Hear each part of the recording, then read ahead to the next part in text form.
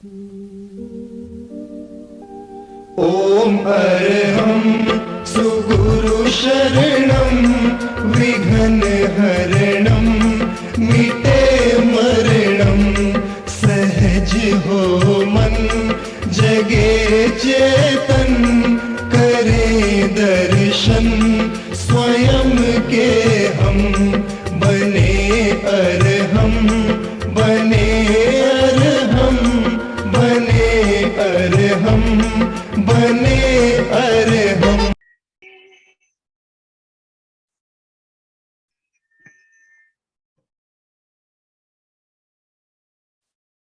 परम पावन परम आराध्य प्रातः स्मरणीय आचार्य श्री महासमण जी के चरणों में सत सत नमन करते हुए हम आज सुबह का सेशन प्रारंभ कर रहे हैं। त्रिपदी वंदना। वंदे अरहं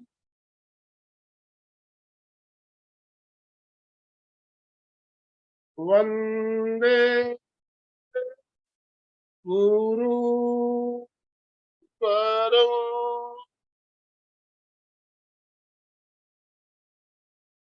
वंदे सतम्। सभी साधक साधिकाओं को जय जिनेन्द्र, गुड मॉर्निंग। ओम अरहम ओम अरहम। बंधुओं और बहनों, आज हम एक विशेष टॉपिक लेकर आपके साथ जुड़ रहे हैं और आज का हमारा टॉपिक है त्रिदोष से अपने शरीर को हम कैसे मुक्त रख सकते हैं। तो सब पहले तो हमें जानना होगा त्रिदोष कहने से हम क्या समझते हैं। आयुर्वेद में 3 प्रकार के दोष बताए गए, वात पित्त और कफ। इसके बारे में हम बीच बीच में चर्चा करते भी रहते हैं, जानते भी हैं और अच्छे से इसको समझना है। त्रिदोष से मुक्त रहने के लिए योग क्या बताता है, हमें योग में क्या चीजें बताई गई है और योग और आयुर्वेद में क्या संबंध है, इसके बारे में भी हम चर्चा करेंगे। तो हमारे साथ आज उमरेड महाराष्ट्र से विशेषज्ञ संगीता जी मिश्रा हमारे साथ जुड़ी हुई है हमें आज का मार्गदर्शन देने के लिए। संगीता जी से हम पहले भी काफी बार मिले हुए हैं, बहुत एक अच्छी ट्रेनर है, न केवल योग के ट्रेनर बल्कि एक साधिका, आयुर्वेद से भी बहुत जुड़ी हुई है। तो आयुर्वेद के बारे में भी आज बात करेंगे। तो योग और आयुर्वेद दोनों में कितना करीब का रिश्ता है, इस बारे में भी हम बात करेंगे। तो मैं ज्यादा समय नहीं लेना चाहूंगा, तो मैं सभी से निवेदन करना चाहूंगा, दोनों हाथ ऊपर करते हुए संगीता जी का वेलकम करें। संगीता जी, आपका बहुत बहुत स्वागत, बहुत बहुत अभिनंदन, बहुत बहुत अभिनंदन, बहुत बहुत अभिनंदन है। तो मैं आपसे निवेदन करना चाहूंगा, आप आज का सेशन प्रारंभ करें और हमारा मार्गदर्शन करें। संगीता जी। जी। ओम ओम अरहम ओम अरहम। आज के इस सेशन में उपस्थित जो आयोजक है उन्हें मेरा सुप्रभात प्रणाम, और सभी मेरे उपस्थित साधक गण या सभी मेरे गुरुवर्य उन्हें भी मेरा प्रणाम। आज के सेशन में हम जानेंगे त्रिदोष, क्योंकि अक्सर ये प्रश्न उठता है कि जब हम योग करते हैं तो त्रिदोष क्या है। तो त्रिदोष जब हमारे शरीर में सही रहेंगे तो योग का भी चमत्कारिक हमारे शरीर में दिखाई देगा।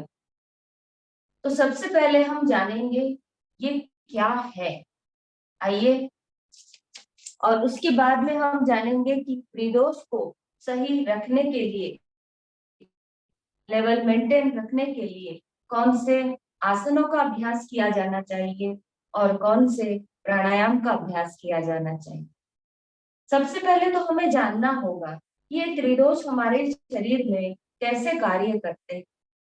आइए, सबसे पहले हम जानते हैं आयुर्वेद से पित्त पंगु कफः पंगुहा पंगवो मलधातवा वायुनात्रवि मेधवत। ये सूत्र है हमारा आयुर्वेद का, इसका हम जानेंगे मीनिंग। पवन से शु बलवान विभाग करणांतम, रजोगुणमय सूक्ष्मतः शीतो वृक्षो लघुश्चलः। मतलब पित्त कफ देह की अन्य धातुएं तथा मल से ये सब पंगु है, अधिक ये सभी शरीर में एक स्थान से दूसरे स्थान तक स्वयं नहीं जा सकते। शारंग संहिता में ये 5वां अध्याय का 25वां सूत्र यहाँ पर उल्लेख किया गया है। जैसे प्राणस्य वशे त्रिदिवे यत् प्रतिष्ठतम् मातेव पुत्रान रक्षम शिश्व प्रज्ञाच विधेहीन दूती।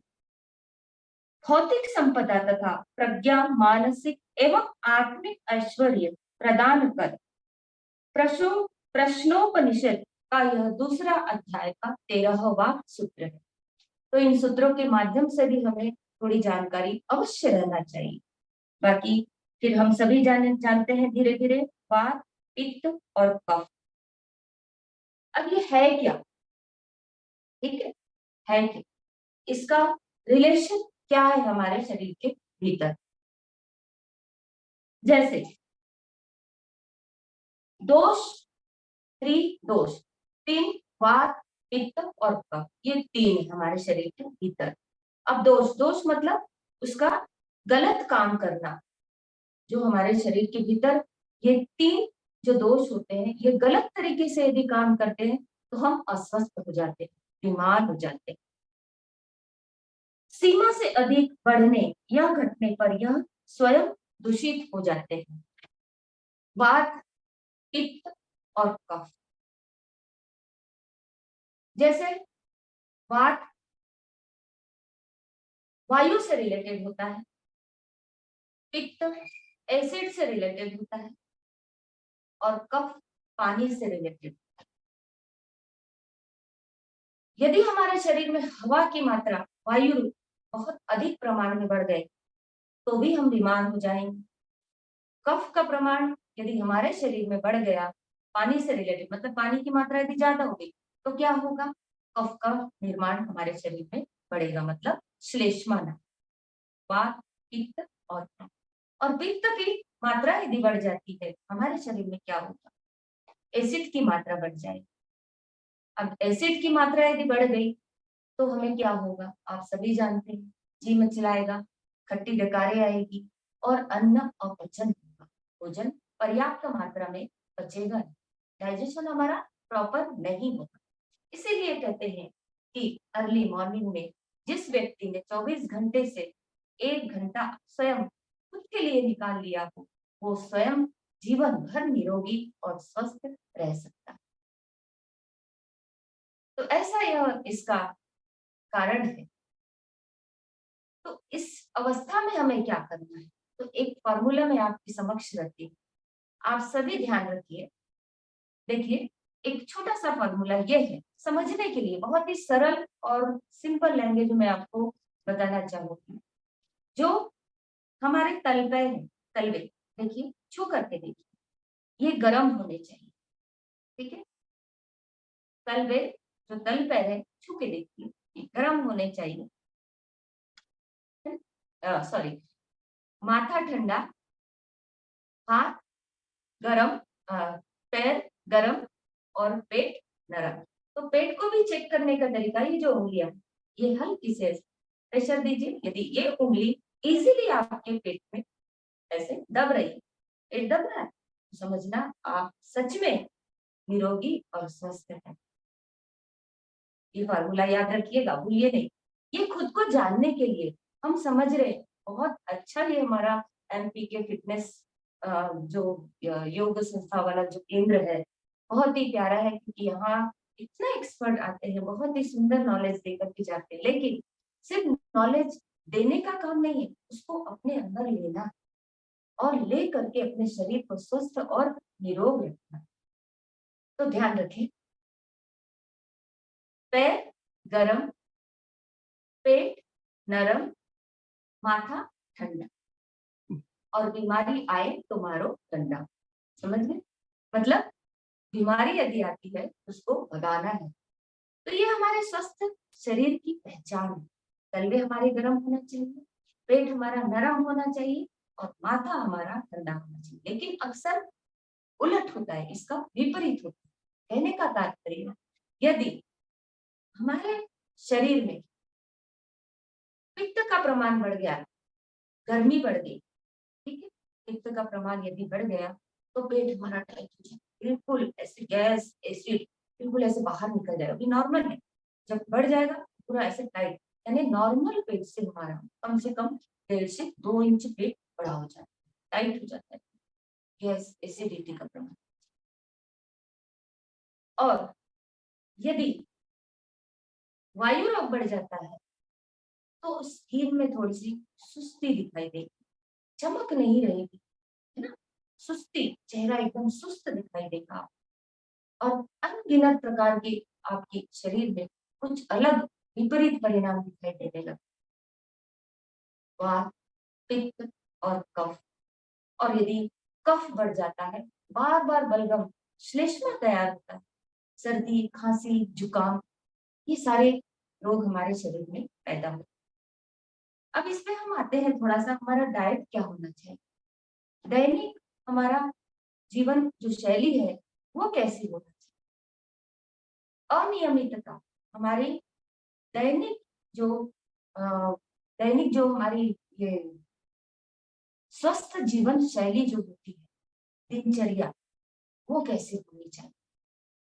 तो ब्रह्म मुहूर्त में हमें हमेशा उठना चाहिए, क्योंकि ब्रह्म मुहूर्त में जब हम उठते हैं, ब्रह्म मुहूर्त अर्ली मॉर्निंग, सबसे पहले 4:30 से 5:30 के अंतराल, ये हुआ हमारा ब्रह्म मुहूर्त।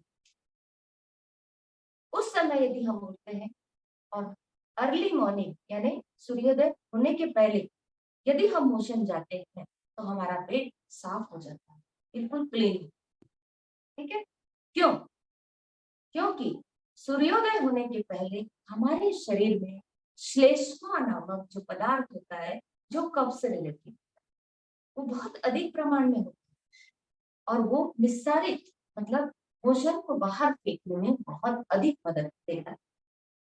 और जैसे जैसे सूर्योदय होने लगता है तो वो श्लेष्मा जो कफ जो तैयार होता है हमारे शरीर में, वो सूखने लगता है। सूर्योदय हुआ, वो सूखने लगता है और सूखते सूखते फिर हमारे मोशन सख्त हो जाते हैं, टाइट हो जाते हैं, फिर प्रेशर देना पड़ता है और धीरे धीरे फिर हमारे अपचन के कारण हमारे लिए वो बीमारी पैदा करती है। वो कौन सी? बवासीर की। तो ऐसे हम खुद अपने शरीर में उन्हें आगमन, उन्हें बुलाते हैं बीमारी। यदि हम अपने आप पे दैनिक योग अभ्यास क्रम के माध्यम से बोलो या जीवन शैली के माध्यम से हमने अपने आप को नियमितता के रूप में बनाए रखते हैं, तो ये सारी तकलीफें हमारे शरीर में नहीं आती। और जो रात का समय होता है, अर्ली मॉर्निंग के पहले, रात को 12 बजे से 3 बजे का जो समय, ये एसिड निर्माण करता है बहुत अधिक प्रमाण में आपके शरीर में एसिड, क्योंकि एसिड अन्न पचन के लिए भी बहुत इंपॉर्टेंट। यदि वो ज्यादा प्रमाण में बन जाए तो फिर साइड इफेक्ट हमारे एसिड के निर्माण होने लगते हैं, क्योंकि वो भी एक लिमिट है, वो बराबर मात्रा में हमारे शरीर में होना चाहिए। यदि ज्यादा बन गया तो हाइपर एसिडिटी होगी, हाइपर एसिडिटी होगी तो यूरिक एसिड बढ़ जाएगा आपके शरीर में, यूरिक एसिड बढ़ेगा तो क्या होगा? वायु रोग, पूरे शरीर में वात का प्रमाण बढ़ जाएगा, बिल्कुल निश्चित तौर पे ये है ही। तो ऐसे हम अपने आप को कंट्रोल रख सकते हैं। अब यहाँ पर हम ध्यान देते हैं, एक छोटा सा यहाँ पर भी मैं एक फार्मूला बताना चाहूंगी। फार्मूला इसलिए बताती हूँ एक छोटा सा, थोड़ा सा हम हंसते खेलते इस सेशन को लेंगे तो बहुत जल्दी समझ पाएंगे। जो ब्रह्म मुहूर्त में उठता है 4:30 से 5:30 के बीच में, ठीक है, वो क्या कहलाता है? योगी। और जो 5:30 से 6:30 के अंतराल में उठता है, मतलब बिस्तर छोड़ देते हैं, जाग जाते हैं, अपने नित्य क्रिया से बाहर आने लगते हैं, वो क्या होता है? होगी। और जो उसके बाद उठता है 5:30 से 6:30 योगी, 6:30 से 7:30 भोगी, समझ गए। और 7:30 के बाद जो बिस्तर से उठते हैं वो क्या कहलाते हैं? रोगी। देखिए ये फॉर्मूले को अपने अंदर ले लीजिए, योगी, रोगी और भोगी। तो हमें क्या बनना है? योगी। 4:30 से 5:30 के अंतराल में आपको ब्रह्म मुहूर्त में उठ जाना है, नित्य हमारी क्रिया कर लेनी है, तो हमारा शरीर भी स्वस्थ और तंदुरुस्त। ये तो बात की बात है कि हम योग करें ना करें, ये बात की, लेकिन सबसे पहले हमें खुद तय करना है कि हमारी जीवन शैली क्या होनी चाहिए। तो आइए अब हम थोड़ा सा इस दिन, हमारा जो सूर्योदय होने से रात तक जो हमारी दिनचर्या होती है, इसमें हमारे शरीर का कैसे टाइम मैनेजमेंट कैसे होना चाहिए। तो अर्ली मॉर्निंग में यदि हम उठते हैं तो सबसे पहले हम गुनगुना पानी पीने की आदत डाल दीजिए। अब पानी कैसे पीना है? खड़े खड़े पानी आपको कदापि कभी भी नहीं पीना।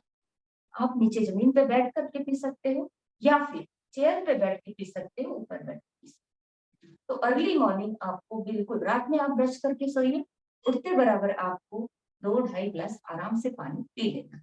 अब पहले दिन तो इतना नहीं पिया जाता है, कई लोगों की आदत नहीं रहती है, तो आधा गिलास पीजिए, फिर थोड़ी मात्रा बढ़ाइए अगले दिन, आधा आधा करते करते 3 से 4 दिन में आप आराम से 2 से 2.5 गिलास पानी पी सकते। ये क्या करता है? ये पानी जो है हम अर्ली मॉर्निंग जब उठते बराबर पीते हैं, और क्यों? बिना ब्रश किए यदि हम पानी पीते हैं तो रात भर में जो हमारे मुंह के अंदर जो सलाइवा बनता है, वो सलाइवा हमारे पेट में जाना चाहिए, क्योंकि ये डाइजेशन के लिए बहुत इंपॉर्टेंट होता है, पाचन क्रिया बहुत ज्यादा स्ट्रांग बनाती है सलाइवा। ठीक है, नेक्स्ट, इसके बाद यदि हम पानी पीने के बाद आपकी नित्य क्रिया शौच आदि से निवृत्त होकर के हम अपना योगाभ्यास करते हैं। ठीक है, योगाभ्यास करने के पश्चात आप आधा से 1 घंटे के बाद आप अपना थोड़ा सा हल्का सा ब्रेकफास्ट लीजिए। अब ब्रेकफास्ट में क्या होना चाहिए? कोई भी मौसमी फल, सीजनेबल फ्रूट, एक फ्रूट आपको खाना है, किसी भी प्रकार से, बहुत अधिक नहीं। ठीक है, इसके बाद में आपका दोपहर का लंच का टाइम होगा, तो लंच आपको लेना है। लंच में आप आराम से अपना जितनी आपको भूख है आप जरूर खाना खाइए, भोजन लीजिए। उसमें आपको आयरन, प्रोटीन और कैल्शियम की पर्याप्त मात्रा है, क्योंकि अर्ली मॉर्निंग में जब हम ब्रेकफास्ट लेते हैं तो ना कि बहुत सारा फास्ट फूड को पूरा टोटली अवॉइड करना, क्योंकि ये हमारे शरीर के लिए घातक, इसे हम लेंगे तो हम स्वस्थ नहीं रह पाएंगे। ये सब यानी जो हमारा खान पान है, इस पे भी हमारे त्रिदोष पूरे बिगड़ जाते हैं, डगमगाते हैं। डगमगाने का अर्थ क्या होता है? वात ऊपर उठ जाएगा, फिर कफ नीचे चले जाएगा, पित्त और नीचे चले, यानी इसका जो लेवल है बिल्कुल हमें मैनेज करके रखना है। वात, पित्त और कफ, ये पूरे एक लाइन में हमारे शरीर के भीतर होने चाहिए। इसके लिए हमारा डाइजेशन, हमारी स्वस्थ जीवन शैली, इस पे भी सारी बातें डिपेंड रहती है, तो ये सारा हमें करना होगा। अब आते हैं हम दोपहर के भोजन की बात। जब हम भोजन लेते हैं तो हमें आयरन, प्रोटीन और कैल्शियम। अब कैल्शियम किस में मिलेगा? देखिए बिल्कुल सिंपल सी बात है, बहुत ज्यादा मैं नहीं बताऊंगी आपको, क्योंकि इतना सारा बताने से पॉसिबल भी नहीं होता है हमें मैनेज करना, क्योंकि हमें सिर्फ अपने शरीर को ही नहीं देखना है ना, बहुत सारे वर्क करने हैं, है ना। बिल्कुल छोटी छोटी बातें जो हमारे घर में अवेलेबल होती है। अब कैल्शियम किससे मिलता है, यहाँ पर हम ध्यान देते हैं। जो खट्टा मीठा फ्रूट होता है वो कैल्शियम देगा। मतलब एक फ्रूट है, फॉर एग्जाम्पल ऑरेंज। अब ऑरेंज में थोड़ा खट्टापन भी होता है और मीठापन भी होता है, तो ऐसा फ्रूट आपको कैल्शियम देगा। ठीक है, एक फ्रूट आपको प्रतिदिन खाना है। अब ऐसा फ्रूट जो आपको आयरन देगा, ऐसा फ्रूट जो आपको प्रोटीन देगा, ऐसा आपको खुद डिसाइड करना। अब ये सारे एक ही दिन तो नहीं खाए जा सकते ना, प्रतिदिन एक टाइम टेबल हमें बनाना है। आज हमने ऑरेंज खा लिया, कल हमने कुछ और खा लिया, अगले दिन हमने कुछ और खा लिया। तो ऐसे हमें ब्रेकफास्ट का टाइम बनाना है। और हो सके तो स्प्राउट खाने की हमें बिल्कुल हैबिट डाल लेनी चाहिए। अब यहाँ पर भी बात आती है, स्प्राउट वात रोगी के लिए हमें कच्चे नहीं खाना चाहिए, हल्के से अदर कच्चे, यानी हल्का सा हम गर्म पानी में आधा पकाएंगे और आधा कच्चा रहे, ऐसे पानी से बाहर निकाल के थोड़े, हमें कम से कम 50 ग्राम, ज्यादा नहीं, इतना ज्यादा भी खाने की कोई आवश्यकता नहीं। आप कच्चे या तो भोजन के साथ ले सकते हैं या मॉर्निंग में ले सकते हैं, ब्रेकफास्ट में। दूसरी बात यहाँ पर ध्यान देते हैं हम, ये हुई हमारी दोपहर की भोजन की बात। रात में हम आते हैं, रात को हम भोजन लेते हैं सूर्योदय सूर्यास्त होने के पहले यदि हम भोजन ले लेते हैं तो बहुत ही बढ़िया। यदि किसी कारणवश नहीं ले पाते, कोई वर्किंग है, किसी के लेट टाइम वर्किंग महिला पुरुष जो भी होते हैं, तो किसी का सबका टाइमिंग अलग अलग होता है, नो प्रॉब्लम। लेकिन हमें आदत डालना है, हम जब बिस्तर पे जाते हैं सोते, तो उससे 1.5 से 2 घंटे पहले हमें भोजन ले लेना चाहिए। अब यहाँ बात आती है, मैं मेरे सब जीवन में मैंने देखा है प्रत्यक्ष कि कई लोगों के पास सुबह समय नहीं होता। क्यों? क्योंकि रात देर तक वर्क करते हैं, तो अर्ली मॉर्निंग में उठ नहीं पाते बिस्तर से। तो वो कहते हैं हम अर्ली मॉर्निंग हम वॉक नहीं कर पाते हैं, तो रात में भोजन के बाद हम, ये सरासर गलत। बिल्कुल आयुर्वेद में लिखा है भोजन के बाद जो व्यक्ति चलता है बहुत तेज कदम, 1.5 से 2 किलोमीटर, वो अपने मृत्यु को निमंत्रण दे रहा। मतलब हमारी आयु उससे बढ़ेगी नहीं, हमारी आयु उससे घटेगी। क्या करना है? रात के भोजन के बाद हमें शत पावली, शत मतलब 100, समझ गए?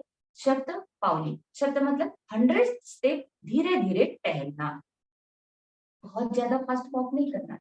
आपको फास्ट वॉक करना है तो फिर भोजन के पहले कर लो, 1 घंटे के पहले। शाम को टहलना ही है ना, सुबह समय नहीं मिल रहा है, हम शाम को टाइम निकालें, नो प्रॉब्लम। लेकिन खाना खाने के 1 घंटे पहले आप अच्छे से वॉक करके आ सकते, रनिंग करके आ सकते, नो प्रॉब्लम। लेकिन तुरंत भोजन के बाद यदि हम आधा घंटा फास्ट वॉक कर रहे हैं, 1 घंटा वॉक कर रहे हैं, तो ये सरासर गलत है। दूसरी बात यहाँ पर, भोजन अंते विषम वारी। भोजन अंते विषम वारी मतलब भोजन के अंत में पानी पीना जहर के बराबर। अब पानी पीने के रूल क्या है? अर्ली मॉर्निंग में तो हम पानी पिए, ठीक है, फिर हमने ब्रेकफास्ट में पानी, तो हमें बिल्कुल 3 से 4 लीटर पानी पीना ही है दिन में।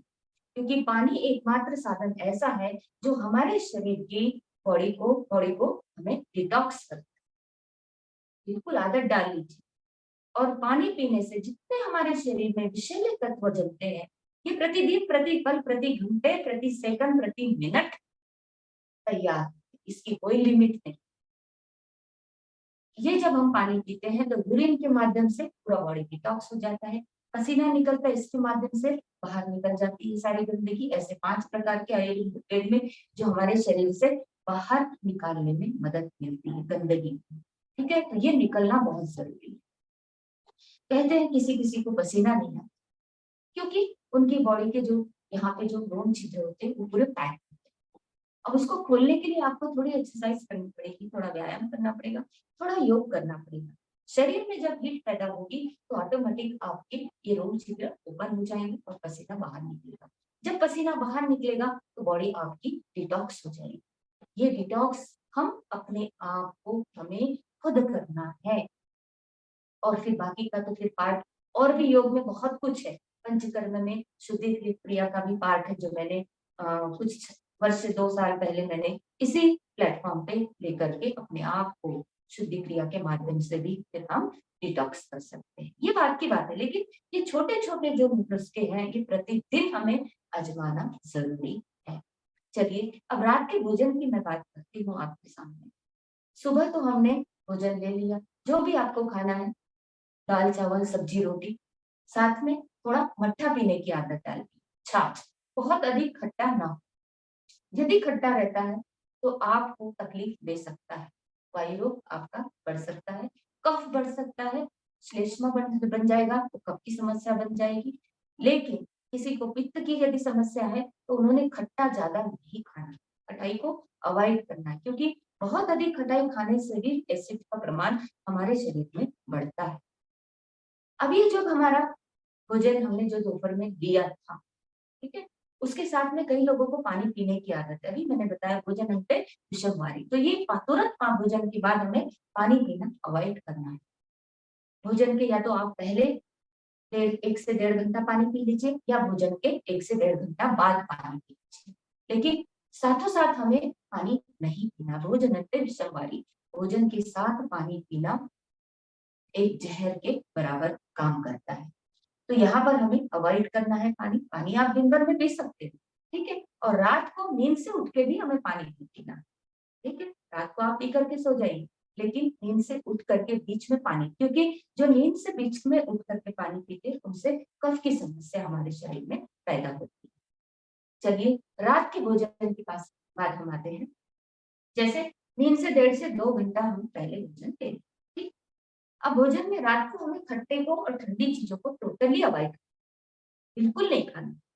ठंडी, अब ठंडी कहने का तात्पर्य क्या? फ्रिज का पानी, फ्रिज में रखी हुई चीजें, आइसक्रीम तो बिल्कुल पूरे जिंदगी में नहीं खाना है। आपको खाने की इच्छा, बिना खाए तो कोई जीवित नहीं रह सकता, मुझे ऐसा लगता है आज के समय में, लेकिन आप दिन में खाइए, रात में नहीं। जो रात में हम लेते हैं ना आइसक्रीम, वो तो सबसे ज्यादा कफ निर्माण करता है, एलर्जी की समस्या बढ़ जाएगी आपको। लेकिन यदि हम वही चीज हम दिन में खाते हैं भोजन के बाद, तो आपको ये तकलीफ, ये समस्या नहीं होगी। अब भोजन के बाद रात का भोजन हमारा बिल्कुल हल्का और सुपाच्य होना चाहिए, बिल्कुल जो हमें बिल्कुल डाइजेस्ट हो जाए। अब रात के भोजन के समय एसिड वाली चीजें कदापि न खाएं। जो तुअर की दाल होती है वो बहुत एसिड निर्माण करती है ना, तो उसकी जगह हम छिलके वाली मूंग की दाल यदि साबुत बना करके खाते हैं, या हमारे परिवार में भी हैबिट डाल देंगे, तो उससे हमारे शरीर में प्रोटीन भी मिलेगा और हमारे शरीर के लिए बहुत ही अच्छा रहेगा। और रात को सोते समय हमें हल्दी वाला दूध पीना है, कोरा दूध पीना नहीं। थोड़ी सी जैसे एक हमारा 50 ml दूध है, तो उसमें से 1 टीस्पून हम हल्दी डाल सकते हैं और उसको हमें पीना है। तो ये एंटीबायोटिक का काम करता है हल्दी। आपके शरीर में किसी प्रकार की अकड़न जकड़न है तो उसमें दर्द निवारण का भी हल्दी काम करती है। और कोरा दूध यदि हम पीते हैं तो कफ की समस्या भी तैयार हो सकती है। अब ये हर किसी को नहीं होता है, जिसको कफ बलगम बार बार बनता है, ये उसके लिए समस्या है, ठीक है। और पित्त का प्रमाण, जिसको बार बार हाइपर एसिडिटी होती है, ये सबसे पहले हमारी जीवन शैली, दैनिक जो हमारा रूटीन होता है, यही हमें निर्धारित करना है। इस पे सारी बातें हमारी आधारित होती है। ये टाइम बाय टाइम खाना, टाइम बाय टाइम सोना, ये पूरा हमारी आदतों को बिगाड़ देता है और इसी से हमारे स्वास्थ्य पर विपरीत परिणाम दिखाई देने लगते हैं। तो रात का भोजन हमारा बिल्कुल हल्का और सुपाच्य होना चाहिए। इस जितने भी हैवी चीजें, इसे पूरा अवॉइड करना है, ठीक है। अब यहाँ पर सोते वक्त हमने दूध तो ले लिया, ठीक है।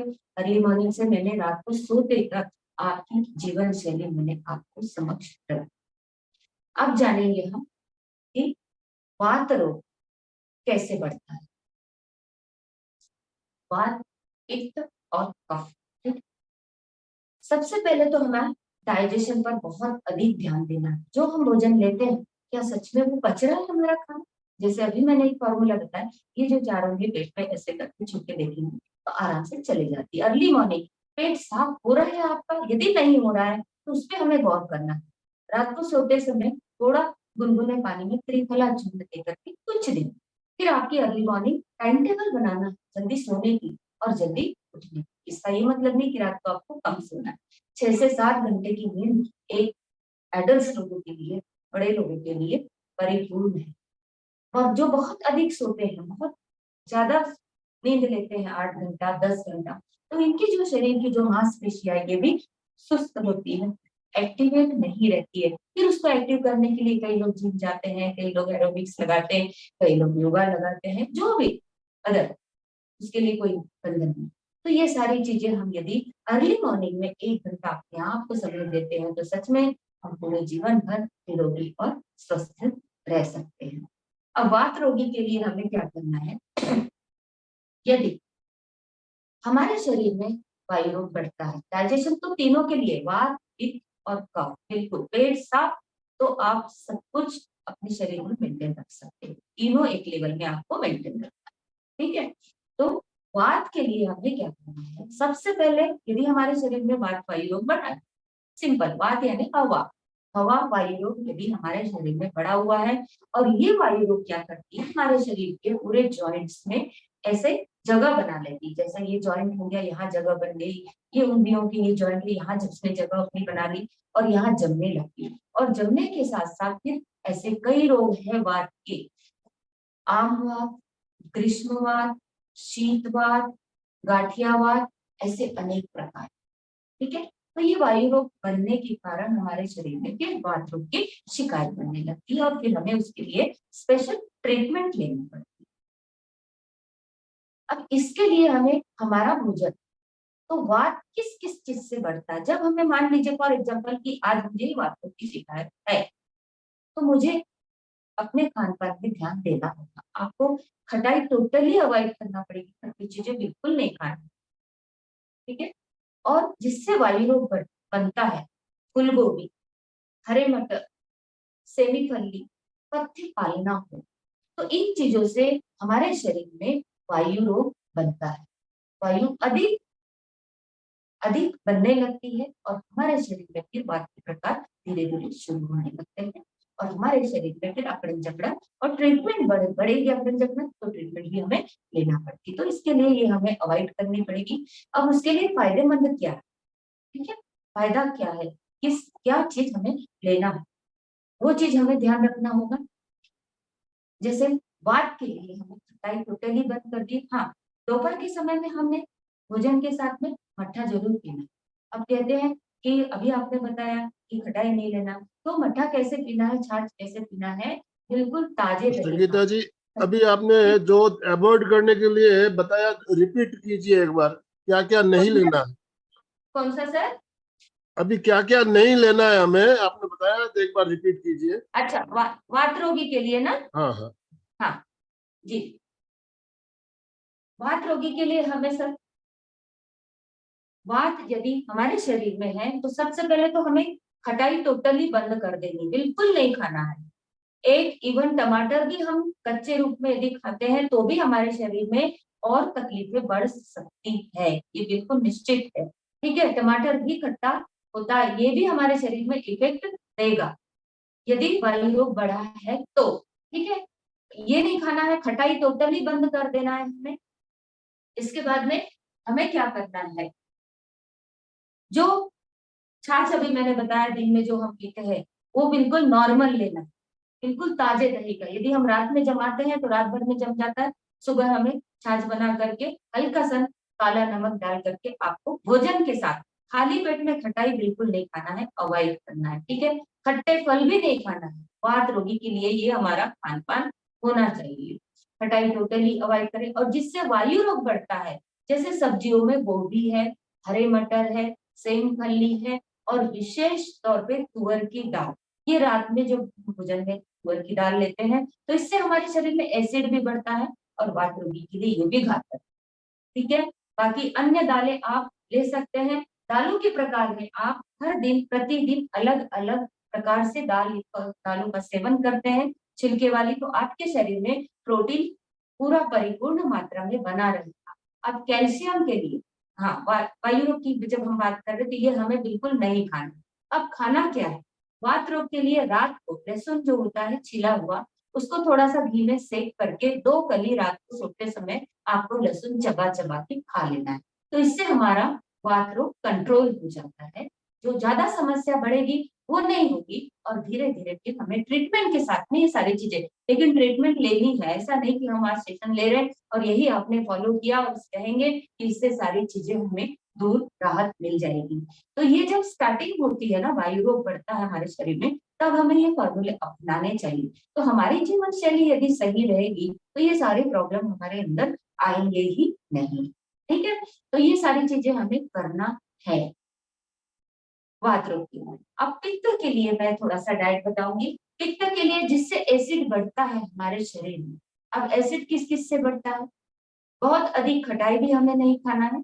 जो कई लोगों को हैबिट होती है भोजन के साथ बिल्कुल अचार साथ में चाहिए ही चाहिए, उसके बिना खाना खाते ही नहीं। जी नहीं, कोई आवश्यक नहीं है रोज आपको अचार लेने की, कोई आवश्यकता नहीं है। एक आध दिन चलो ठीक है, टेस्ट के लिए हमने ले लिया, वो भी दोपहर के लंच में लेना है। आपको रात को अचार खाना बिल्कुल अवॉइड करना है। ठंडी खट्टी चीजें रात को नहीं खाना है, इससे हमारे शरीर में कफ का प्रमाण पैदा होता है और वायु का प्रमाण पैदा होता है, मतलब वात रोग का प्रमाण पैदा हो जाता है। इसलिए खान पान में तो विशेष हमें ध्यान देना ही देना। वात रोग के लिए अभी हो गया हमारा। अब हम आते हैं कफ के लिए। अब कफ के लिए भी सेम कंडीशन थोड़ी बहुत इससे फॉर्मूला मिलता जुलता है। अब कफ प्रवृत्ति किससे है? अब कफ यदि बार बार हमें खांसी आ रही है, बलगम बन रहा है, तो कफ कारक वस्तुओं को हमें बिल्कुल अवॉइड करना है। ठीक है, ठंडी खट्टी चीजें बिल्कुल भी, अब यहाँ तो हमने रात में, जब हम स्वस्थ है तो हम रात में अवॉइड करेंगे, लेकिन यदि हमारे शरीर में कफ है, अस्थमा है, तो हमें टोटली बंद करना, दिन भर भी नहीं खाना, खट्टी चीजें ठंडी चीजें बिल्कुल नहीं, जिससे हमारे शरीर में कफ का प्रमाण यदि बनता है, यहाँ ध्यान देंगे। ऐसे हमें जब हम स्वस्थ हैं तो दूध पी सकते हैं, ठीक है, लेकिन कफ प्रवृत्ति वालों को दूध भी अवॉइड है, घी भी अवॉइड है, ठीक है। कच्चा आपको डेली जो खाने की आदत है, क्योंकि दूध और घी ये बलगम को और प्रवृत्त करता है, श्लेष्मा बनने में मदद मिलती है, ब्लॉक हो जाएगा आपका, और बार बार खांसी सर्दी जुकाम ये बार बार पैदा होगा। तो ऐसे समय हमें इन चीजों को रोक देना है और अपने आप को फिर जो शुद्धि क्रिया के माध्यम से, जो मैंने 2 साल पहले भी लिया था, तो वो जो वमन धोती की जो मैंने क्रिया बताई थी, अस्थमा और हाइपर एसिडिटी के लिए ये बहुत ही रामबाण इलाज है। अर्ली मॉर्निंग में जब हम उठते हैं, पानी पीते हैं, तो आप थोड़ा सा नीचे बैठ के, एक उंगली का उमेट नहीं भी आएगा, आप डरो मत, बिल्कुल डरना नहीं है, ये आप बिल्कुल इजीली कर सकते हैं। एक उंगली डाल के पूरा पानी को बाहर निकाल दीजिए, तो ये 2 चीज में आपकी साबित होगी ये क्रिया, एक तो हाइपर एसिडिटी और अस्थमा के लिए। अस्थमा यदि है तो पूरा कफ पानी के साथ बाहर आ जाएगा, और हाइपर एसिडिटी है तो पूरा पित्त बढ़ा हुआ जितना भी है वो पूरा बाहर आ जाएगा। अब यहाँ ध्यान देना है हमें, यदि अब जैसे वेदर थोड़ा सा चेंज हो गया, ठीक है, थोड़ा बादल हो गया, हमारे इधर थोड़ा सा बादल हो गया, तो इससे वात की प्रवृत्ति हमारे शरीर में बढ़ जाएगी, ठीक है, डाइजेशन प्रॉपर नहीं होगा। तो इसका ये मतलब नहीं है कि हमारे शरीर में, अब पहले से ही वेदर के कारण हमें खुद जानना है कि वेदर के कारण हमारे शरीर में प्रॉब्लम है, तो हमें इन चीजों को फिर जो मैंने अभी बताया उन चीजों को बिल्कुल अवॉइड करना है, नहीं सेवन करना है, सादा भोजन लेना है, ठीक है। तो ये चीज हमें अवश्य ध्यान देना है। वमन धोती कर लेने से हमारा कफ भी बाहर हो जाएगा और पित्त भी बाहर हो जाएगा, ठीक है। तो कफ वायु रोग, वायु रोग से रिलेटेड कफ है।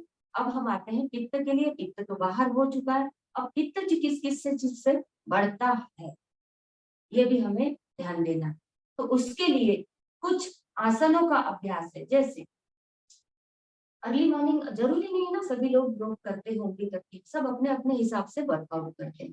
अब मान लीजिए हमारे शरीर में हाइपर एसिडिटी बनी हुई है, ठीक है, बार बार खट्टी डकारें आ रही है, जी मचला रहा है, सर भारी हो रहा है, सर में दर्द हो रहा है, टेम्परेचर भी बढ़ा हुआ है, तो समझ लीजिए कि आपके शरीर में हाइपर एसिडिटी, अम्ल पित्त बढ़ा हुआ है। तो आपको क्या करना है, इस अवस्था में आपको फास्ट एक्सरसाइज को रोक लेना। जैसे अर्ली मॉर्निंग में भी यदि हम फास्ट वॉकिंग कर रहे हैं, उसे भी थोड़ा रोकना है, मतलब मीडियम चलना।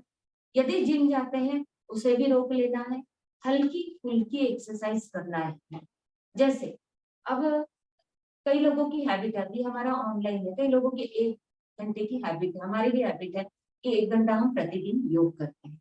तो इस अवस्था में हमें फास्ट एक्सरसाइज को बिल्कुल अवॉइड कर देना। इवन फास्ट कपालभाति भी हमें रोकनी है। यदि आप कपालभाति फास्ट करते हो तो पित्त का प्रमाण आपके शरीर में और बढ़ेगा। अब इसे, इस अवस्था में हमें क्या करना चाहिए, ये तो हमने रोकने की बात कर दी, तो आपको क्या करना है, इस अवस्था हाइपर एसिडिटी बढ़ गई, ठीक है, अम्ल पित्त बढ़ गया, तो इस समय हमें क्या करना होगा, इस समय हमें शीतली प्राणायाम का अभ्यास करना होगा।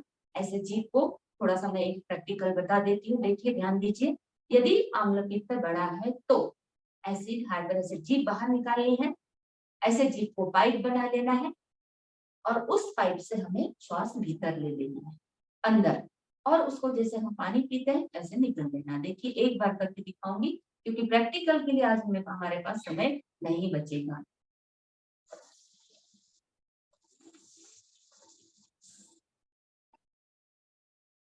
और उसको निगल लेना है। ऐसे 3 से 5 बार कर सकते हैं। अब इसका रूल कोई ये नहीं है कि अर्ली मॉर्निंग में हमें करना है। यदि आप ट्रैवलिंग भी कर रहे हैं, आपको जी मचला रहा है, घबराहट हो रही, तो इस अवस्था में भी आप शीतली प्राणायाम इजीली कर सकते हो। गले में आपको ठंडक मिलेगी, एहसास होगा कि सच में हमने पानी पी लिया। पानी तो है नहीं, लेकिन महसूस हो रहा है कि हाँ हमने पानी पी लिया। तो इससे हमारे शरीर की जो हाइपर एसिडिटी बनी हुई थी वो थोड़ी सी रिलीफ हो जाएगी। कहने का तात्पर्य हमें राहत मिलेगी और शरीर में थोड़ी ठंडक वाले हमें प्राणायाम करने पड़ेंगे और ठंडी पैदा करने वाली कुछ एक्सरसाइज भी हमें कुछ योग के माध्यम से करनी पड़ेगी, तो हमारा पेट नॉर्मल हो जाएगा। ये हमारे खुद को जानने के लिए है, खुद को करने के लिए। ठीक है, आप एक्सपर्ट योगा टीचर तो आप अपनी कक्षा में भी ये समक्ष जानकारी दे सकते, ना कि अब लेकिन हमें जानना होगा, सभी साधक एक जैसे नहीं होते। कोई हमें आके बताता है कि आज हमारा एसिडिटी बढ़ी, तो उसको साइड में लेकर के आप उसको पर्टिकुलर यही पैकेज देंगे तो उसका पित्त प्रमाण लेवल मेंटेन हो। सबसे पहले तो रामबाण इलाज है हमारी जल धोती, ये बिल्कुल निश्चित करवाना ही है। ये करे तो सारी प्रॉब्लम हमारी हट जाएगी। ठीक है, क्योंकि सफाई हो जाती है ना, इंटरनल ऑर्गन पूरा धो देता है पानी के माध्यम से। तो चलते हैं, वायु रोग का हमने जाना, अभी पित्त का जाना। अब कफ, कफ किस रोग से पैदा, किस किस चीज से? अब कफ कारक वस्तुएं बहुत होती, जैसे अभी बताया मैंने, दूध और घी को हमें जब हमारे शरीर में बलगम ज्यादा प्रमाण में बनता है तब हमें इस चीज को रोक देना है, इसका सेवन हमें ज्यादा नहीं करना है। अब कफ को हटाने वाली चीजों का हमें सेवन करना है, जिससे हमारे शरीर में कफ बनने की जो प्रक्रिया है वो रुकेगी और थोड़ी कम होगी। कफ तो जरूरी है ना, क्योंकि शरीर में वात भी जरूरी है, पित्त भी जरूरी है और कफ की भी त्रिदोष। दोष क्यों कहा गया? क्योंकि ये जब अपने दोष पैदा करते, दोष क्यों? क्योंकि जब ज्यादा मात्रा में ये पैदा होने लगते हैं हमारे शरीर में, तब ये दोष का काम करते हैं, पहले नहीं करते, क्योंकि ये तीनों से हमारा शरीर बना हुआ है ना। जैसे सूर्य है, भगवान है, और ये वातावरण है, ये ब्रह्मांड है। ये ब्रह्मांड में हवा की भी आवश्यकता है, पानी की भी आवश्यकता है, अग्नि की भी आवश्यकता है। हवा, अब ये हवा जब हम बात करें तो हवा देखिए मुंह से आ रही है, जा रही, तो वायु भी हमारे शरीर में जरूरी है, पित्त का प्रमाण भी हमारे शरीर में जरूरी है, और बलगम, बलगम यदि नहीं रहेगा तो चिकनाई जो रहेगी हमारे शरीर में वो नहीं रहेगी, मोशन हमारे क्लियर नहीं होंगे। तो तीनों का रहना इंपॉर्टेंट है, और जब ये तीनों अधिक प्रमाण में बढ़ जाते हैं तब हमारे शरीर में रोग पैदा होते हैं और हम बीमार होने लगते हैं, व्याधि निर्माण होने लगती है। तो चलते हैं कफ के लिए। अब कफ को हमें रोकना है, ठीक है, रोकना कहने का तात्पर्य उसे कंट्रोल करना है। अब हमारे शरीर में यदि कफ बहुत अधिक प्रमाण में बढ़ा हुआ है तो क्या नहीं लेना है, हमें दूध घी को टोटली अवॉइड कर देना है इस अवस्था में। ठीक है, और हमें क्या करना है, थोड़ा लहसुन की मात्रा थोड़ी बढ़ानी है। कच्चा कली जो है भोजन के साथ आप एक कली, ज्यादा नहीं, एक कली आप कच्ची चबा करके खा सकते हो। उसके बाद में थोड़ा सा गरम वाली चीजें खानी है। अब गरम चीज क्या है? अदरक गरम है, अदरक का रस थोड़ा शहद के साथ में 1 चम्मच आप ले करके अपने कफ प्रवृत्ति को दूर कर सकते हो। ऐसे तो बहुत आयुर्वेदिक दवाइयां आती है, लेकिन बाहर जाने के बजाय हमारा किचन ही पूरा आयुर्वेद है, तो यहीं से हमको उठाना है और अपने शरीर में लेना है। अब कहने का तात्पर्य, एक दिन करने से काम चलेगा क्या? बिल्कुल नहीं। ये जब तक हमें खुद महसूस करना, बार बार बलगम सो नहीं पाते हैं, सिराना ऊंचा रखना पड़ता है, बार बार कफ बनता है, तो इस अवस्था में हमें प्रतिदिन मात्रा बढ़ानी पड़ती है। जैसे डॉक्टर के पास हम जाते हैं, किसी प्रकार का हमारे शरीर में दर्द होता है तो एक पेन किलर से काम नहीं करता, तो 2 भी लेना पड़ता है, कभी 3 भी लेना पड़ता है। ठीक इसी प्रकार हमें कफ प्रवृत्ति के लिए फिर हमें एक बार जैसे सेवन किया तो 2 बार भी बढ़ा सकते हैं, 3 बार भी हम बढ़ा सकते हैं, लेकिन इसके लेने के बाद हमें 3 बार जानना पड़ेगा 3 दिन के बाद कि सच में हमारे कफ कम हुआ या नहीं। कम हो गया तो फिर इन चीजों को हमें बंद कर देना, और नहीं हुआ तो फिर थोड़ा सा और 3 से 4 दिन हम बढ़ा सकते हैं। लेकिन इसके बाद हमें खुद जानना भी है कि कब बनता है कि नहीं बन रहा है। ये जानने के बाद ही हम ट्रीटमेंट को फिर हम यहाँ पर रोक देंगे। ये छोटी ट्रीटमेंट अपनी घरेलू वाली, तो ऐसे हम कफ प्रवृत्ति को भी हम अपने आप में रोक सकते हैं। अब यहाँ पर ध्यान देंगे हम, वात, पित्त और कफ, ये तीनों के लिए बहुत ही इफेक्टिव है गिलोय। गिलोय सभी जानते हैं या नहीं भी जानते हैं, नो प्रॉब्लम, लेकिन नेक्स्ट हम कभी समय मिले तो ये हमारे शरीर के लिए बहुत ही उपयोगी होती है। इसका काढ़ा हम अर्ली मॉर्निंग में पी सकते हैं। सुबह अपना दैनिक योगा होने के बाद जो भी अपनी क्रिया है उसके बाद में हम एक 1 से 2 इंच, 2 से 3 इंच, 3 इंच कम से कम इतनी बड़ी लकड़ी होती है, ताजा गिलोय मिलता है तो बहुत बढ़िया, इंच इतनी लकड़ी ले करके हम उसको दरदरा पीस करके काढ़ा बना करके भी, काढ़ा में सिंपल पानी में बॉईल करके उसको आधा पकाना है और आधा रखना है। 1 गिलास पानी रखा तो आधा पकाना, आधा रख करके उसको नॉर्मल रूम टेम्परेचर में पानी लाके हमें पी लेंगे। तो इससे हमारे पित्त भी मेंटेन रहेगा, वात भी मेंटेन रहेगा और कफ भी मेंटेन रहेगा। तो ये हमें अवश्य ध्यान रखना है। इसके लिए अब हम यहाँ पर आते हैं, कुछ आसन ऐसे होते हैं जो हमारे पित्त का जो हमारे शरीर में प्रभाव बढ़ जाता है, तीनों को लेवल मेंटेन रखने के लिए।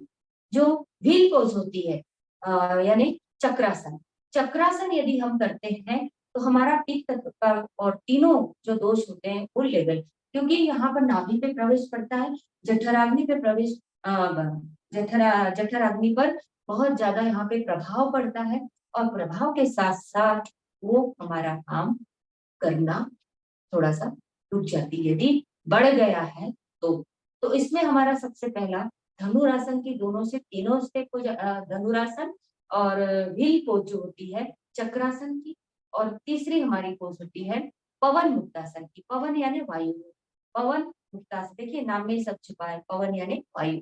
तो पवन मुक्तासन यदि हम करते हैं तो भी हमारा त्रिदोष लेवल मेंटेन रहता है। इस अवस्था में पर्टिकुलर ये 3 आसन भी हम करते हैं। थोड़ा सा खान पान पे ध्यान देना है, अपनी दैनिक दिनचर्या, और थोड़ा सा हमें अपने योगा पर भी ध्यान देना है कि इस अवस्था में हम इन आसनों का और प्राणायाम का यदि अभ्यास करते हैं कुछ तो हमें तुरंत राहत मिल जाती है। तो इस चीज का हमें अवश्य ध्यान देना है। अब यहाँ पर मैं बात करती हूँ, थोड़ा और गहराई में हम चलते हैं कि वात के, ये तो हमारी दिनचर्या बहुत इंपॉर्टेंट होती है, क्योंकि दिनचर्या हमारी यदि सही नहीं है तो हम खुद निमंत्रण देते हैं सारे रोगों को। चलिए अब यहाँ पर हम बात करते हैं, आयुर्वेद में कहा गया है कि शरीर की उत्पत्ति किस माध्यम से होती है? दोष, मल, मूत्रम ही शरीरम। ठीक है, वात का मतलब अभी मैंने आपके सामने एक्सप्लेन किया, वायु का अधिक प्रमाण में हमारे शरीर में बनना मतलब वात रोग पैदा करना है। अब इसके गुण व कर्म हम जानेंगे। ये वात रोग हमारे शरीर में 80 प्रकार के रोग वात में कमी पैदा करता है। 80 प्रकार के, देखिए वात यदि हमारे शरीर में बढ़ जाता है ना तो 80 प्रकार के रोग हमारे शरीर में पैदा करता है। इसके लक्षण क्या हम जानते हैं, यदि वायु रोग बढ़ता है हमारे शरीर में तो इसे पहचानना कैसे, इसके लक्षण जानते हैं हम। मुख से लार बार बार टपकना, जैसे लार बार बार बहती है ना, तो ये हमारे वायु रोग के लक्षण है। अरुचि यानी टेस्ट में हमें जो जुबान में है ना, टेस्ट लेस, जो भी हम भोजन लेते हैं, खान पान जो भी खाते हैं तो उसमें टेस्ट नहीं आता है। अरुचि, रुचि नहीं लगती है, टेस्ट लेस लगती है सारी चीजें। उबकाई मतलब जम्हाई हमारे शरीर में बार बार आती है, कोई कोई व्यक्ति बिल्कुल दिन भर ऐसे उबासी ही लेते रहता है। ये पहचानने के लिए जठराग्नि की विषमता, बढ़ी हुई वायु, त्वचा में रूखापन, जो स्किन है थोड़ी सी ऐसे ड्राई होने लगती है जब वायु रोग बढ़ता है, त्वचा में रूखापन, बालों का झड़ना, बाल जल्दी जल्दी झड़ने लगते हैं, अंगों का फड़कना, जैसे कई बार हमारे ध्यान कीजिए, कभी हम खड़े हैं तो हल्का सा कभी इतनी सी स्किन फड़केगी, कभी आंख फड़केगी, कभी हल्का सा ऐसा गाल के साइड का जो हमारे चिक्स है इतनी सी जगह फड़केगी, कभी पैर ऐसा चलते चलते लगेगा कि हाँ हल्का सा कुछ तो ऐसा वाइब्रेट हो रहा है, तो इसे ये लक्षण है वायु रोग बढ़ने के। तो समझना हमारे शरीर में वायु रोग बढ़ चुका है। ये सारे इंद्रियों की हानि, पेट फूलना और भय, पेट भी ऐसा फूल जाएगा, गैस बन जाएगी और थोड़ा सा डर, भय मतलब डर, डर भी लगने लगता है। तो ये सारे हमारे वायु भेद के सारे लक्षण हैं। अब इसके बाद पित्त यदि हमारे शरीर में बढ़ता है तो इसके लक्षण क्या है, कैसे हमें पहचानना है, समझना है। पित्त यदि बढ़ता है, अग्नि। अब अग्नि तो ऐसे बहुत सारे प्रकार की है, 13 प्रकार की। जैसे जैसे गहन में हम इसके जाते चलेंगे ना गहराई में, तो बहुत जानने की बात आती है। तो यहाँ हम थोड़ा हमारे समझने के लिए हम बात करेंगे इसके गुण और कर्म क्या है। इसके पहले हमने बताया था वात में 80 प्रकार के रोग पैदा करता है। अब यहाँ पर हम जानते हैं पित्त 40 प्रकार के रोग पैदा करता है हमारे शरीर। यदि एसिड बढ़ता है तो 40 प्रकार के हमारे शरीर में रोग पैदा हो जाते हैं। वे कौन से? पित्त में कमी, मतलब भोजन का सही न पचना, सिंपल सी बात है। एसिड बढ़ गया, आपका डाइजेशन बिल्कुल गड़बड़, ठीक है। अपचन, कब्ज, गैस, जलन, गर्मी, शरीर में जकड़न, जैसे अकड़न अकड़न लगता है, इस तरह से भी कोई उठेगा ना तो ऐसे भारीपन लगेगा उस पर, यार इधर अकड़ गया, पैर आज क्या हो गया, ये हाथ हमारा जॉइंट अकड़ गया, हाथ ऊपर ही नहीं जा रहा। तो ये पित्त के बढ़ने से भी सारी प्रॉब्लम हो जाती है। हमारे जो नेल्स है, नाखून, नाखून भी हमेशा आप देखते रहिए नाखून के कलर कैसे होने चाहिए, हल्के से गुलाबी, यानी आपका ब्लड नाखून से पहचान में आता है कि आपके शरीर में हीमोग्लोबिन की मात्रा भी परिपूर्ण है। यदि नाखून पूरे व्हाइटनेस दिखाई देंगे, सफेद, तो समझना कि पित्त का प्रमाण आपके शरीर में बढ़ा हुआ है। त्वचा में पीलापन आ जाता है, भोजन का सही से न पचना, और बढ़ी हुई पित्त, जब हमारे शरीर में बहुत अधिक प्रमाण में पित्त बढ़ता है तो भोजन का सही प्रमाण में नहीं पचना, यही हमारा पित्त का सबसे बड़ा कारण होता है। चलिए अब इसके बाद हम आते हैं कफ प्रवृत्ति के लिए। कफ कितने प्रकार से बढ़ता है? यदि हमारे शरीर में बलगम बहुत अधिक प्रमाण में बन चुका है, कफ के निर्माण हो चुका है, तो यहाँ पर 20 प्रकार के रोग हमारे शरीर में पैदा होते हैं। 80, 40 और 20 कितने हो गए? 140 प्रकार के रोग हमारे शरीर में बनते हैं। कब? जब ये त्रिदोष हमारे शरीर में डगमगा जाते हैं, विपरीत दिशा में जब काम करते हैं, तब। इसलिए कहा जाता है कि तीनों लेवल हमारे हमेशा मेंटेन रहना चाहिए। कफ में यदि कमी आती है तो शरीर में जकड़न, नींद में कमी, शरीर का फूलना, समझ रहे? शरीर का फूलना, ये जो हमारा शरीर है अभी नॉर्मल है, यदि स्वेलिंग आती है तो भी समझना कफ प्रवृत्ति आपके शरीर में बढ़ चुकी है। कंठ में जलन, यहाँ पर जलन होगी, जैसे एसिड बढ़ जाता है ना, ठीक इस प्रकार। जोड़ों में ढीलापन आ जाता है, जैसे जॉइंट है थोड़ा सा एकदम हल्के, मतलब ऐसे लगता है कि बस अब एकदम ही हम चल रहे हैं लेकिन जान ही नहीं है हमारे पैरों में, ऐसा ढीलापन आ जाता है। और थोड़ा ऐसा कंपन, यानी कंपन पैदा होगा हल्का सा, बॉडी ऐसे लगेगी कि वाइब्रेट हो रही है, हम चल रहे हैं लेकिन ऐसा महसूस हो रहा है कि वाइब्रेट हो रही है। तो यहाँ समझना कि कफ का प्रवृत्ति हमारे शरीर में बढ़ चुकी है। अब बढ़ी हुई कफ अधिक मात्रा में बनना, कफ का प्रमाण बहुत अधिक मात्रा में बन चुका है, आलस्य आएगा, भारीपन रहेगा, नींद में अधिकता और श्वास में कमी, सर दर्द होगा, सर दर्द भी होगा और नींद में हमारे कमी आएगी, नींद बराबर नहीं। वैसे ही नॉर्मली कफ यदि बनता है तो सच में गले में गरगर आवाज आएगी, आप सो ही नहीं पाओगे, सिंपल सी बात है। इसलिए ये चीजों को हमें जानना है, पहचानना है और समझ के ये सारे चीजों का हमने अपने आप में एक घरेलू ट्रीटमेंट लेकर अपने आप को हम स्वस्थ और निरोगी रख सकते हैं। अब कफ दोष के लिए यहाँ पर एक सिंपल, सभी जानते हैं, लास्ट सेशन होने के बाद मेरे थोड़ा सा डिफिकल्टीज रही तो जरूर बताऊंगी। कफ दोष के लिए हमें आसन कौन से करने चाहिए? कफ दोष के लिए, कफ दूर करने, जिस समय हमारे शरीर में मान लीजिए कफ बना हुआ, इस समय हमें कौन सा आसन करना चाहिए? योगासन में भुजंगासन करना चाहिए, जो हम सीने के बल लेटते हैं, चेस्ट के पास पसली रखते हैं और सांस लेते हुए करते हैं, वो हुआ भुजंगासन, स्नेक पोज, सर्पासन जिसे कहा जाता है, और उत्तान पादासन, ठीक है।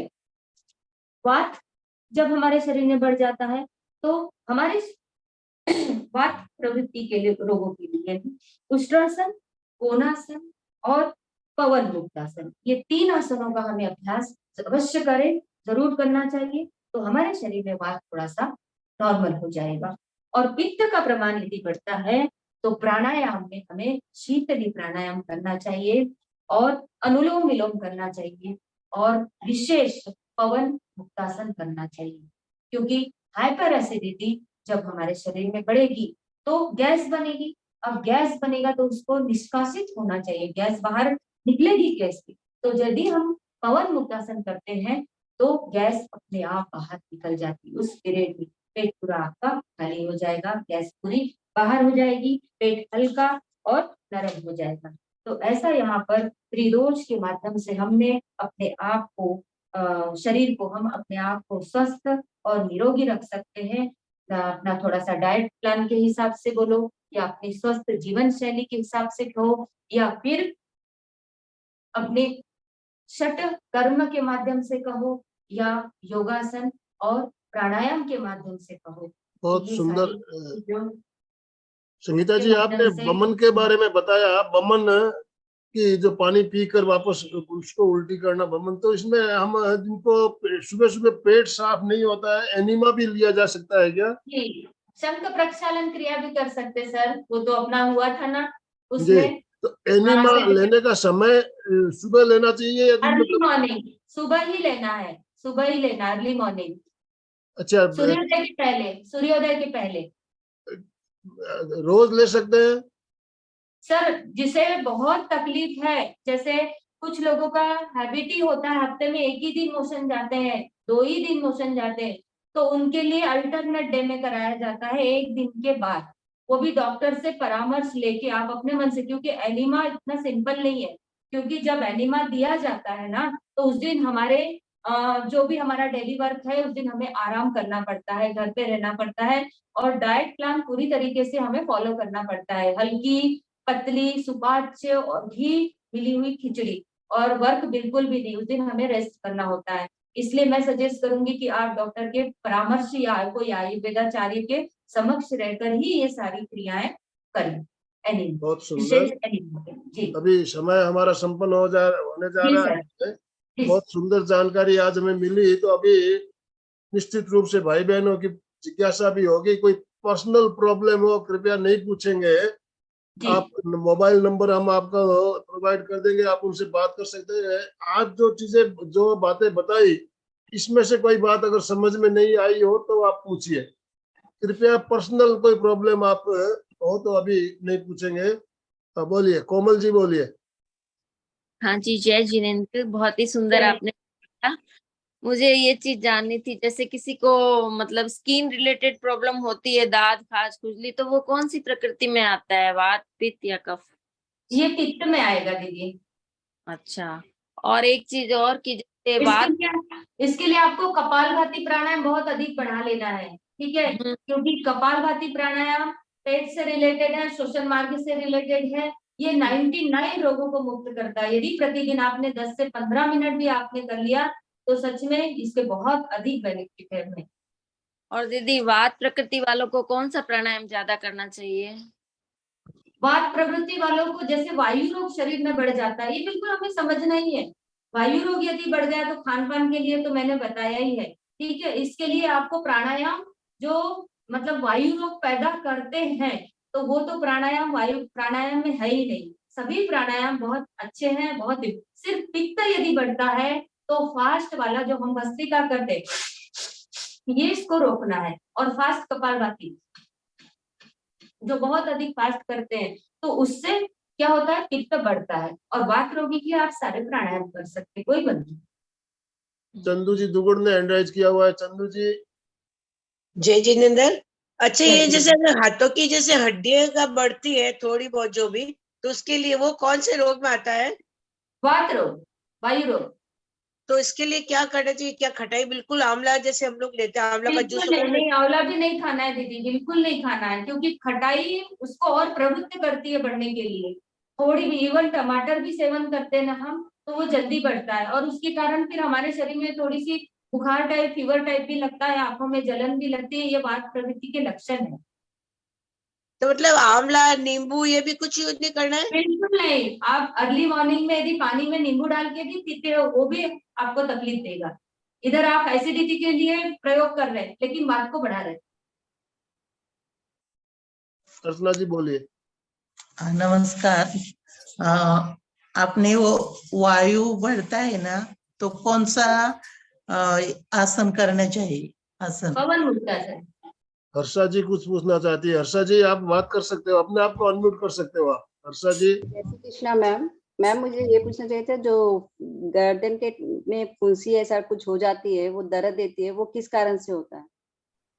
गर्दन पे फुंसी? हाँ, गड्ढा हो रहा है, वो कभी कम होता है फिर बढ़ता है, ऐसा तो कौन सा रोग होता है? नहीं तो फुंसी घाव पैदा हो रहा है कि गांठ पैदा हो रही है? गांठ हो रही है।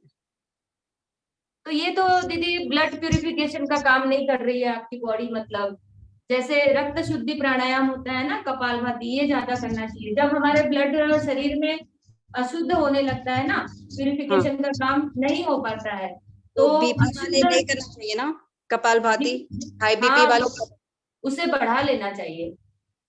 जय जिनेन्द्र, संगीता जी बहुत सुंदर जानकारी दी आपने। जो आपने शीतली प्राणायाम बताया, निगलना बोला है आपने, निकलना। अच्छा, तो कोई शीतली में, हाँ, तो कभी कभी हम नाक से भी हवा छोड़ते हैं। नहीं, सुनिए, फॉर एग्जाम्पल, पहले जीभ बाहर निकलना है, पाइप बनाना है, जीभ को आजू बाजू से उठा लेना है और उस पाइप से श्वास भीतर लेना है, ठीक है? पहले निकल लेना है, फिर नाक से श्वास को बाहर छोड़ना है। ओके जी, बहुत सुंदर, बहुत सुंदर। सुमन जी पवार ने अपने आप को अनम्यूट किया। सुमन जी बोलिए। ओम, सभी को प्रणाम। संगीता मैडम ने बहुत अच्छा सेशन दिया। आप बता रहे थे गिलोय, गिलोय की मेरे पास ये पूरा पेड़ है गिलोय का, बहुत बढ़िया। और बड़ा भी है, ऊपर गया हुआ, इतना नीचे तो इतना ज्यादा है। हाँ। ये उसकी लकड़ी, बड़े बड़े पत्ते हैं। और हाँ, मैडम ने जी। बहुत अच्छा सेशन लिया। इसके लिए 1 मिनट सर, 1 मिनट। हाँ। आपके लिए गुलाब का फूल। ओ मैडम, बहुत सुंदर, बहुत बड़े बड़े फूल आते हैं। आप स्वीकार किया, मैंने आपका फूल स्वीकार किया आपने यहाँ पर। बहुत बढ़िया। संगीता जी, गिलोय के बारे में अभी सुमन जी ने बताया, तो मैं भी बता दूं कि हम देखिए फ्लैट स्कीम में रहते हैं, 3rd फ्लोर पे रहते हैं, और जी। हमारे बिल्डिंग में 3rd फ्लोर में हमारे किचन की गैलरी में गिलोय के पत्ते आ गए। नीचे से बेल बढ़ती बढ़ती 3rd फ्लोर तक आ गई है, बाप रे, और बहुत हरे बढ़िया। हरे पत्ते किचन की गैलरी में है। तो हाँ। पत्ता चबा सकते हैं क्या इसका? सर, पत्ते का उतना इफेक्ट नहीं है जितना डंडी का इफेक्ट है। जी। वो जो डंडी है ना, आप इतनी 1 इंच लेकर के कच्चे आप डेली खा सकते हो। यदि किसी को पास समय नहीं है काढ़ा बनाने के लिए, तो 1 इंच इतनी सी डंडी काट करके आप कच्ची चबा के खा सकते कच्ची हो। चबा के खा सकते हैं। हाँ, पत्ते का महत्व उतना नहीं है, डंडी का बहुत ज्यादा इफेक्ट पड़ता है। जी। और इस सीजन में तो अभी खैर कम होती है, तो क्या करना है, गिलोय को, लकड़ियों को काट के, पत्तों को फेंक दीजिए। आप गिलोय की लकड़ी को काट के सुखा करके रख लीजिए, और उसे बारीक पीस करके पाउडर भी बना के आप रख सकते हो डिब्बे में भर के। वो हो गया क्वाथ, यानी 1 गिलास पानी में आप 1 चम्मच यदि डाल के बॉईल करोगे तो वो भी आप काढ़ा ले सकते हो। इसका बहुत बहुत बढ़िया। बाहर गिलोय का पाउडर मिलता है, वो ले सकते हैं क्या? ले पतंजलि का सकते, भी मिलता है। मिलता है, पाउडर भी मिलता है, लिक्विड भी मिलता है, वटी भी मिलती है, सब मिलता है। अगर सिर्फ पाउडर ली तो भी चलता है, काढ़ा नहीं चलेगा, बनाना? चलेगा। ओके, बहुत धन्यवाद। सुंदर जानकारी। कच्चा तो खाया नहीं जाता, बहुत ज्यादा कड़वा रहता है ये गिलोय। नहीं रहता कड़वा, चिकट रहता, थोड़ा नहीं, चिक्की पत्ता रहती। तो खाया है, लेकिन इतना कड़वा तो नहीं लगा। पत्ता खाया है, पत्ता, कच्चा पत्ता भी खाया हम, और आदत हो गिलोय की जाती। डंडी तो उबाल के हम पीते ही है। ने अपने आप को अनम्यूट किया। कंचन जी बोलिए। बस मेरे शरीर में दर्द बहुत रहता है, कभी पीठ में, बाजू में, वो है तो बात ही आप समझ पर्सनली इनसे बात कर सकते हैं, मैं नंबर आपको प्रोवाइड करूंगा, आप संगीता जी से बात कर सकते हो personally. Thank you doctor Ramesh ji. Thank Hariom दादा। हरिओम, हरिओम। अरे हाँ। ज्ञानदार जानदार शानदार एमपी की क्लासेस के आपकी बात सुनते हैं तो हमारे अंदर में एनर्जी आ जाती है, इसीलिए हाँ दादा बहुत बढ़िया लगता है आपसे बात करके। हाँ, तो नमस्कार। आनंदमल सेठिया दादा को प्रणाम, आदरणीय सुलेखा दीदी को प्रणाम, आज के हमारे गुरु आदरणीय संगीता मिश्रा ताई को प्रणाम, और मैं डॉक्टर रमेश मांडे नागपुर से सभी साधकों को प्रणाम करता हूँ। और हमारे आज के संगीता ताई डॉक्टर संगीता मिश्रा हो गए, और बहुत अच्छी जानकारी दिए है कि आयुर्वेदिक में त्रिदोष के बारे में, कैसा अपने खाना कैसा चाहिए, पीना कैसा चाहिए, और किस तरह से सोना चाहिए, तो ये बहुत सारी छोटी छोटी जानकारी हमारी दीदी ने दी है। और दादा ये जो अभी गिलोय के बारे में पूछ रहे थे ना, तो संगीता दीदी ने बोले कि गिलोय के पत्ते के बारे में मालूम नहीं है, लेकिन पत्ते भी खा सकते हो, उसके कौले पत्ते जो रहते हैं ना, हाँ कौला हाँ, पत्ते। बहुत अच्छे रहते हैं वो। चलिए गिलोय हाँ। कितने दिन तक लेनी चाहिए, ऐसे कोई लिमिट है? 21 दिन, 40 दिन गिलोय? हाँ डॉक्टर भंडार, डॉक्टर साहब आप बताएंगे गिलोय हमेशा ले सकते हैं क्या? हाँ हाँ, ले सकते हैं हमेशा, रोज गिलोय का तो ले हमेशा, सकते? सर हाँ हमेशा गर्मी ले में सकते। इसका प्रमाण कम करना चाहिए ना, क्या मई बोले महीने दीदी? में। हाँ अप्रैल और मई महीने में इसका प्रमाण थोड़ा कम करना चाहिए, गर्मी के विकार बढ़ जाते हैं नहीं तो। हाँ नहीं नहीं नहीं, वो क्या है कि अपना शरीर इतना बहुत बड़ा शरीर है, और अपने जितने अपन पत्ते समझो 3 पत्ते अपन ने खाए, तो इतने हाँ बड़े शरीर में 3 पत्ते से कोई फर्क नहीं पड़ता। नहीं, उससे ज्यादा पत्ते तो का ठीक है, उससे लेकिन ज्यादा तो काढ़े अपन के खाना लिए खाते थोड़ा हैं। सा वर्जित है। हाँ काढ़ा कम काढ़ा करना भी चाहिए। गर्मी हाँ में थोड़ा अवॉइड करना, जैसे प्रतिदिन ले रहे हैं तो 1 दिन 2 दिन के बाद लो, हफ्ते में 2 दिन लो, 3 दिन लो। काढ़े की ऐसा बात कह गर्मी रहे हैं ना, बोलो बोलो। गर्मी में लेकिन से, बहुत बाकी तो सुंदर, रोज ले बहुत दीदी, सुंदर सकते हैं। जानकारी। तो अपने योग से जो अब आयुर्वेद का रिलेशन है, ये आज हमने जाना। योग और आयुर्वेद दोनों शास्त्रों में काफी समानताएं हैं, तो ये भी बात आज हमने समझी। और कौन से आसन किस बीमारी में हमें करने चाहिए ये भी हमने जाना, बहुत सुंदर। तो अभी हम समापन की ओर चलेंगे। जी दोनों हाथ जोड़ते हुए, रीढ़ की हड्डी गर्दन सीधी रखते हुए मेरे साथ साथ सभी मानसिक उच्चारण करें। मैं चैतन्यमय हूँ, मैं आनंदमय हूँ, मैं शक्तिमय हूँ। मेरे भीतर अनंत चैतन्य का, अनंत आनंद का, अनंत शक्ति का सागर लहरा रहा है। इसका साक्षात्कार करना ही मेरे जीवन का परम लक्ष्य है। मंगल भावना, हमारा आज का दिन मंगलमय हो, आनंदमय हो, शांतिमय हो। इन्हीं शुभ भावनाओं के साथ ओम शांति शांति शांति। कृतज्ञोस्मि, हम सब गुरुदेव के आभारी हैं। कृतज्ञोस्मि, हम सब गुरुदेव के आभारी हैं। ओम अरहम। सब आपके गीता जी आपका ठीक है। नंबर ग्रुप में शेयर कर सकता हूँ ना? जी जी नंबर बिल्कुल मांग सर। रहे हैं लोग, मैसेज आ रहा है नंबर भेजने के लिए, या तो एक बार आप अपना नंबर बोल दीजिए ताकि लोग नोट कर ले। सभी को मैं जी देख रहा हूँ कॉपी पेन है सबके जी पास, आप हाँ नंबर अपना बोल दीजिए।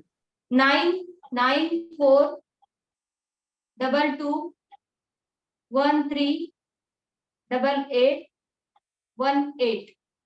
एक बार फिर से रिपीट कर रही हूँ, 9422138818। कब बात कर सकते हैं आपसे? टाइम कब फ्री रहते हो आप? शाम में कीजिए 4 से 5 के बीच में। शाम को 4 से 5। ओके।